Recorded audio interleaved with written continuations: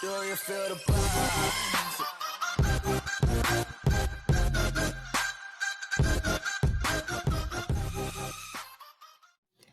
Kumusta mga kabiyahero sa mapagpalang araw sa ating lahat. So ngayon, meron tayong i-unbox at ipapakita ko sa inyo kung anong item ito na ating i-unbox. So tara, buksan natin.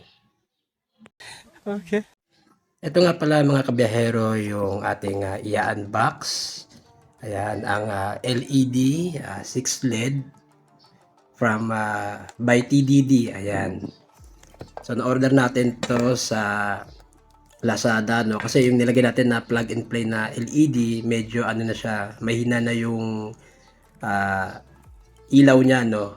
So, tatry natin ito kung kumusta naman yung kanyang performance, no? Meron itong high and low, tapos may dalawang kulay siya, may dilaw at saka puti. I think pag naka-high ka is puti, and then pag naka-low is yellow. Ayan.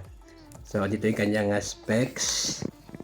Yan, 70% energy saving and 50% improve brightness. Tapos yung kanyang lifespan is 30,000 hours.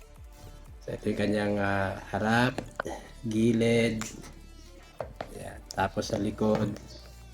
Yan, halos same lang din sa harap. Yan. So ang model niya is TDD-T06. Yan, 35 watts. Buksan natin at para makita natin yung loob. Sana all.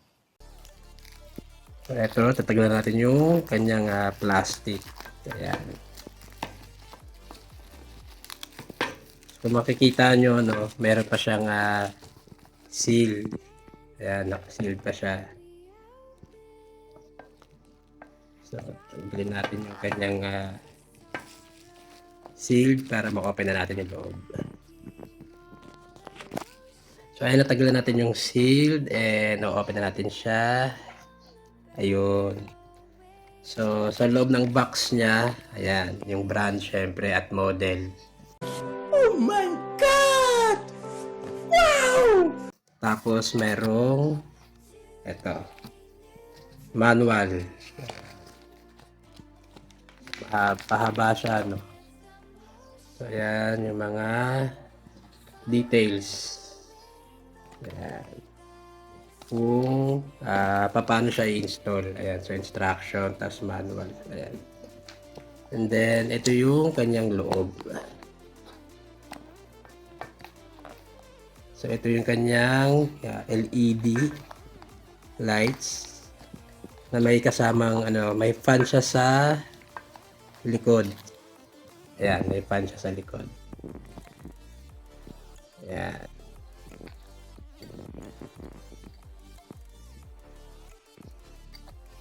So, pupunta tayo mamaya kay Boss Rix TV para ipa-install natin itong ating LED lights. Ayan, 6 LED LED lights. Ayan. From TDD. So, meron siyang mga dito, parang bracket niya, no? Ayan. So, kung saang brand siya ng motor, ayan, dun siya isasalpak. So, bahala na si Boss Rix TV mamaya kung alin dito sa dalawa yung sasakto sa motor natin, no, kay Victoria. Ayan. So, samahan nyo ako later. Ito tayo kay Boss Rix TV para i-install natin itong ating LED headlight. Ayan. So, yung binili natin nga pala si Victoria noon, gato rin yung kanyang headlight, kaya lang pumutok yon.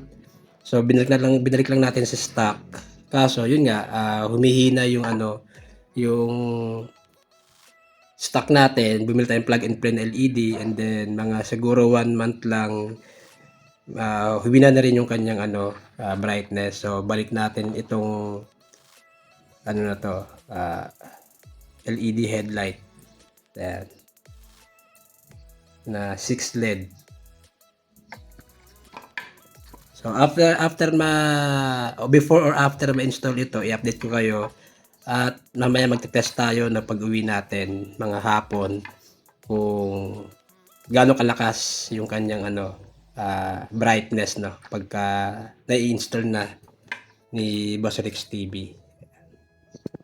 A few inches later. Isang pagpalang gabi mga kabiyahero. So ayun, nakalimutan ko na naman na i-record no? Kasi napasarap yung aming kwentuhan ni Boss Rix. Anyhow, ayan, pakita ko na lang sa end ng video na to yung resulta nung nakauwi tayo, no? Kung kumusta naman yung kanyang high at low. Yun nga lang, doon sa description, no, kay nakita ko to sa sa online selling or online shop. Ayan, ang low niya is dilaw. Pero nung naikabit na natin, pareho siyang puti. Pero okay naman, all goods naman at malakas at paliwanag naman yung kanyang high and low. So, pakita ko na lang sa end ng video na to. So, hanggang sa muli, Pia Beher, signing off. Peace out.